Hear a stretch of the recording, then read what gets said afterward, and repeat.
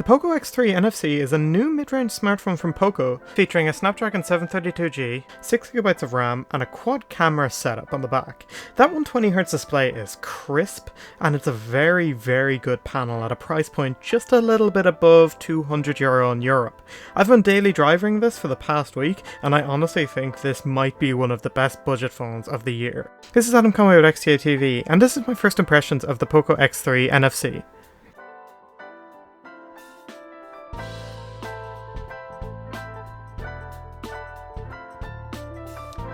POCO has been dubbing this phone to be exactly what you need.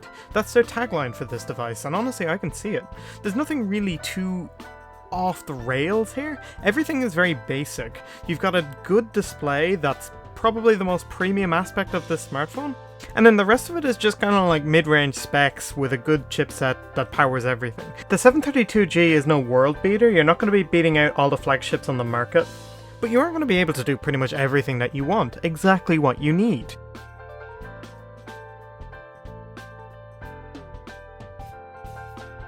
So the G in 732G stands for gaming, and so far I've had no issues playing games on the POCO X3 NFC.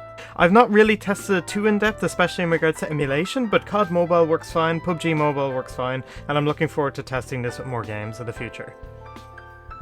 The camera setup on the back is pretty good, and you'll see that a lot of these photos come out well defined with good detail, but that's only in bright light.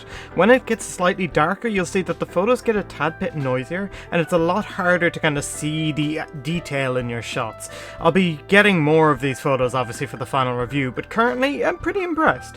It does a good job. Now, I guess one of the final points I have to talk about here is MIUI 12. I know how polarizing this, custom Android skin is to many people, considering how much of a departure it takes from stock Android. However, I actually like it a lot more than stock Android. I find that it introduces a lot of nice features. I like the multitasking menu, which I feel is also a bit controversial, and I overall just think it's good. I remember when I got the Xiaomi Mi 9 for review last year, and I actually was kind of worried going in using MIUI because of how many bad things I'd heard about it, but I really liked it, and I've not really changed that opinion since. I reviewed the POCO F2 Pro, I also liked MIUI. The same stuff applies here.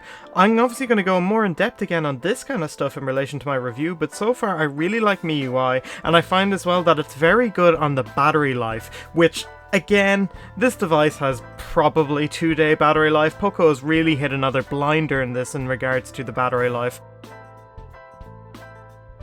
So overall, the POCO X3 NFC is a pretty good smartphone for the price. It's just a bit over €200 starting in Europe, and you're getting a headphone jack, you're getting a massive 5000 mAh battery, you're getting a Snapdragon 732G, and you're getting a 120Hz IPS LCD. I think that while obviously I need to get into my full review to give you the full details on this device, as I don't have any specific data, be it in relating to performance or in battery life or what have you, everything I've seen so far is good, made even better by the price. I can't see any device on the market competing with this at the moment.